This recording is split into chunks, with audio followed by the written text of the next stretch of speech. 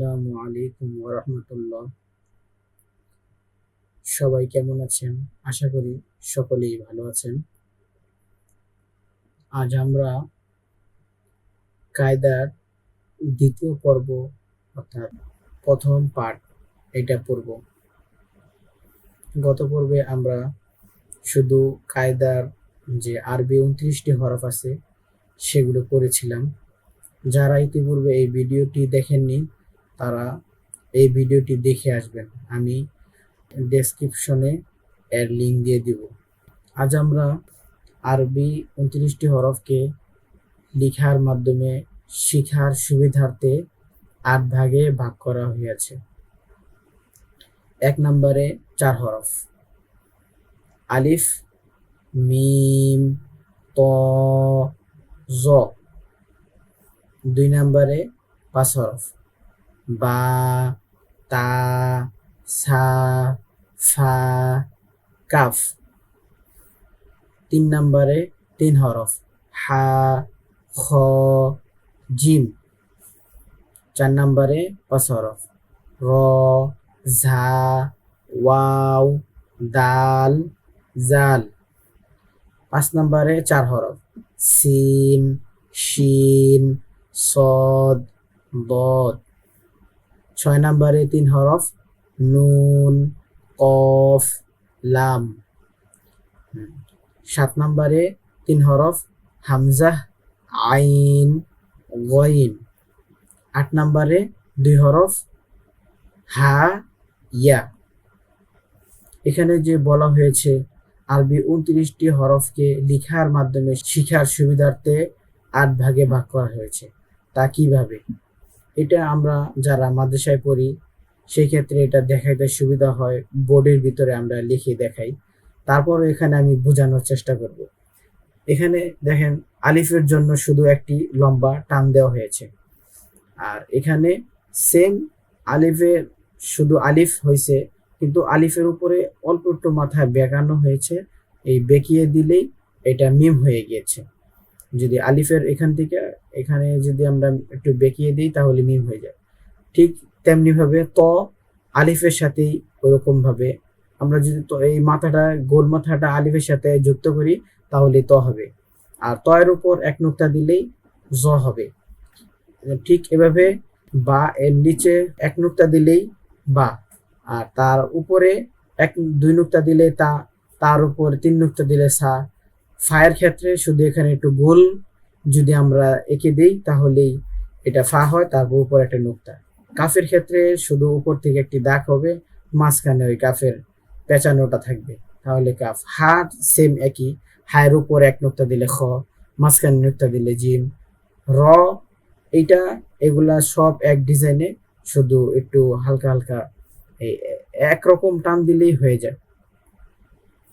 যে র এর উপর এক নুক্তা দিলে ঝা, তারপরে এখানে যদি একটু গোল করে দিই তাহলে ওয়াও। ডালেরটা এরকম দেখতেছিনি তো আপনারা, একটু বেঁকানো, ডালের উপর এক নুক্তা দিলেই জাল।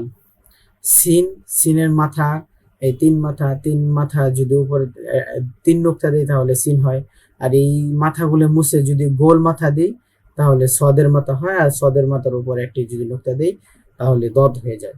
ঠিক দেখেন নুন, নুনটা এই গোল, মূলত আমাদের এই গোলটা প্রয়োজন।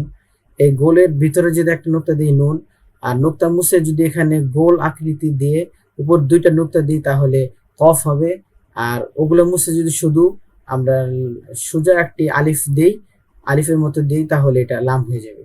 আর হামজা এটার মাথা দিয়ে আবার দেখেন 3টা, যে হামজা এর মাথাটা এখানে যুক্ত আছে, এই যে এখান দিয়ে শুধু অতিরিক্ত একটু বাড়ানো হয়েছে, আর এখানে অতিরিক্ত একটু বাড়ানো হয়েছে। আর আইনের মাথা, আইনের উপর এক নুক্তা দিলে গইন হয়ে যায়। আর হা, এখানেও হায়ের এই শুরু মাথাটা মাছ বরাবর এসে শেষ, এটা হা। আর এখান থেকে যদি আমরা অর্ধেক আনি আর নিচের দিক থেকে একটু বৃদ্ধি করে দিই তাহলে এটা ইয়া হয়ে যাবে। এই হলো আমাদের লিখিয়া শিক্ষা দেওয়ার সুবিধার্থে 8 ভাগে ভাগ করা হয়েছে এই হরফগুলো। তারপরে হচ্ছে হরফের নামের পার্থক্য। এটা খুব জরুরি এবং গুরুত্বপূর্ণ একটি বিষয়, যে আমরা বেশিরভাগ এই ক্ষেত্রগুলোতে ভুল বেশি হয়। এজন্য উচ্চারণ করার সময় উচ্চারণগুলো খুব মনোযোগের সাথে খেয়াল করা। যেমন এই হরফটা তা, আর তার সাথে যেটা আছে এটা ত। হরফের উচ্চারণের ভিতরেই পার্থক্য আছে, একটা হলো তা আর একটা ত, আর এটা হা আর এটা হা। এটা স্বাভাবিকভাবে উচ্চারণ হয় হা, আর এটা একটু গলার এই গলাতে চাপ দিতে হয়। সামনে আমরা মাখরাজ পড়বো, ওখানে মাখরাজের আরো বিশদ আলোচনা করা হবে। এটা হলো হলকের মধ্যখান হইতে হা, এটা স্বাভাবিকভাবে হা, এটা হা। আর কাফ কফ, এটা স্বাভাবিকভাবে কাফ, কয়েকার কা ফ, কাফ। আর এটা কফটা একটু মোটা হবে, কফ কফ। সিন শিন, এটা সিন বলতে একটু সিন এভাবে, আর শিনেরটা একটু মোটা হবে, শিন শিন। হরফের নামের পার্থক্যগুলো খুব খেয়াল করবেন। অনেক সময় দেখা যায় ত এর জায়গায় তা বলে ফেলে, হা এর জায়গায় হা বলে ফেলে, অথবা হা এর জায়গায় হা বলে ফেলে, কফের জায়গায় কাপ বলা হয়, শিনের জায়গায় সিন বলে ফেলে। এই জন্য এগুলো খুব গুরুত্ব সহকারে আমরা একটু খেয়াল করব। আমি আবার বলতেছি, আবার মন দিয়ে শুনেন। তা ত, হা হা, হা হা, কাফ কফ, সিন শিন। এখন সামনে দেখি কি আছে আমাদের সামনে। আছে আজকে মোটা হরফ 7টি। আমরা এই মোটা হরফগুলো খেয়াল করব। মোটা হরফ কিভাবে উচ্চারণ হয়? সদ সদ সদ, দদ দদ, ত ত ত, জ জ জ, গইন গইন, খ খ, কফ কফ কফ। আমরা এই হরফগুলো নিজেরা খুব বাসায় নিজে নিজে এগুলো আরো প্র্যাকটিস করতে হবে, যে আমাদের এই মোটা 7টি হরফ সুন্দর করে উচ্চারণ করলে আমাদের পড়া আরো অনেক সুন্দর হয়ে যাবে। এই জন্য এগুলো খুব খেয়াল করব। আমি আবার বলছি, সদে, দদে, ত, জ, আইন, গইন, কফ, গইন, খ, কফ। তাহলে আমরা নিচে দেখি আর কি আছে। তারপর অনুশীলনী আছে, হরফগুলোর নাম বলো।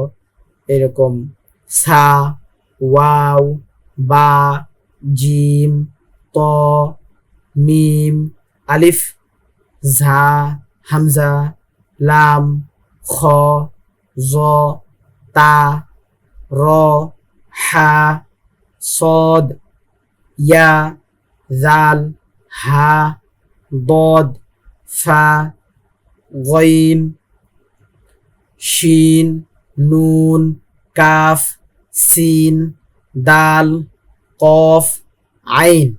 এই হরফগুলো বারে বারে আমরা একটু পড়বো। আর যদি আপনার পাশে কেউ থাকে তাকে বলবেন যে আমার এই হরফগুলো উল্টো পুল্টো করে বা উলট পালট করে ধরার জন্য। উলট পালট করে ধরলে হরফগুলো আর কি সহজেই আপনি চিনতে পারবেন যে আপনি কতটুক হয়েছে। এই হরফগুলো উল্টো পুল্টো উলট পালট করে যদি হরফ ধরা হয় তাহলে বুঝতে পারবেন যে আপনি এই আরবি 29টি হরফ আপনার মুখস্থ হয়েছে কিনা, বা আপনি হরফগুলো চিনতে পারতেছেন কিনা। আর যদি না চিনে থাকেন তাহলে বারে বারে এইগুলো পড়ার চেষ্টা করেন। তারপরে আরেকটা 3 নাম্বার একটা দিছে, নিচের হরফগুলোর প্রত্যেকটিকে নুক্তা দিয়ে ভিন্ন হরফ তৈরি করো। যে এটাও সহজ, যে নিচের হরফটিকে নুক্তা দিয়ে ভিন্ন হরফ তৈরি করা, এটাও সহজ। যেভাবে যে আরবি 29টি হরফ তোমার খাতায় লিখিয়ে সাজিয়ে লিখো। আরবি 29টি হরফ, এগুলো যদি আমরা লিখি তাহলে আমাদের মাথায় এগুলো আরো বেশি বসবে। এজন্য চেষ্টা করব যে আরবি 29টি হরফ মুখস্থভাবে লিখতে চেষ্টা করব। অথবা ওই উপরে যে আমরা লিখার সুবিধার্থে পড়েছিলাম যে আলিফ দিয়ে 4 হরফ, বা দিয়ে 5 হরফ, হা দিয়ে 3 হরফ, র দিয়ে 5 হরফ, সিন দিয়ে 5 হরফ, নুন দিয়ে 3 হরফ, হামজা দিয়ে 3 হরফ, হা দিয়ে 2 হরফ। এই হরফগুলো যদি আমরা একটু লিখি তাহলে আমাদের এগুলো আরো বেশি মনে থাকবে। এখানে 3 নাম্বার যেটা দিছে, নিচের হরফগুলো নুক্তা দিয়ে একটু পরিবর্তন করার জন্য বলছে। বিভিন্ন খাতায় আমরা চেষ্টা করবো যে বা দিয়ে যেরকম 5টা আসছে ওই 5টা আমরা লিখবো। আইন দিয়ে, আইনের উপর যদি একটা নুক্তা দিয়ে গইন হয়, দালের উপর একটা নুক্তা দিলে জাল হয়, সিনের উপর 3 নুক্তা দিলে শিন হয়, সদের উপর 1 নুক্তা দিলে দদ হয়, হায়ের উপরে 1 নুক্তা দিলে খ হয়। আবার যদি মাঝ বরাবর পেটে একটা নুক্তা দিই তাহলে জিম হবে। রয়ের উপর 1 নুক্তা দিলে আমাদের এটা যা হবে। তয়ের উপর 1 নুক্তা দিলে জ হবে। আজকের পড়া এতটুকুই থাকবে ইনশাআল্লাহ। আমরা চেষ্টা করব যে এই হরফগুলো যেন আমাদের সুন্দরভাবে হয়। যদি আমরা এই হরফগুলো চিনতে না পারি তাহলে আমরা সামনে বেশি দূর যেতে পারবো না। এজন্য এই হরফগুলো যেন ভালোভাবে চেনা যায়, এজন্য একজন আরেকজনের সাথে ধরাধরি করবেন। বাসায় যেই থাকুক, আপনার আব্বু, আপনার আম্মু, আপনার দাদা দাদি বা যে থাকুক তাকে আপনি গিয়ে ধরাবেন যে এইগুলো আমাকে উলট পালট করে ধরো, দেখি আমি পারি কিনা। যদি আপনি উলট পালট করে পারেন আর সবগুলো হরফ চিনতে পারেন, ইনশাল্লাহ আপনি সামনেও ইনশাল্লাহ দ্রুত আপনি কোরআন শরীফের যে কোনো জায়গার থেকে পড়তে পারবেন। বা হরফ যদি নাই চিনেন আপনি তাহলে কি পড়বেন। আল্লাহ তাআলা আমাদেরকে হরফ চিনার তৌফিক দান করুন, আমিন। ইনশাল্লাহ আগামী ক্লাসে আবার দেখা হবে। আর যারা আমার ভিডিওটি যদি ভালো লেগে থাকে তাহলে আমার চ্যানেলটি সাবস্ক্রাইব করবেন এবং কমেন্টের মাধ্যমে জানাবেন যদি কোনো জানার প্রয়োজন হয়। আসসালামু আলাইকুম ওয়া রাহমাতুল্লাহি ওয়া বারাকাতুহু।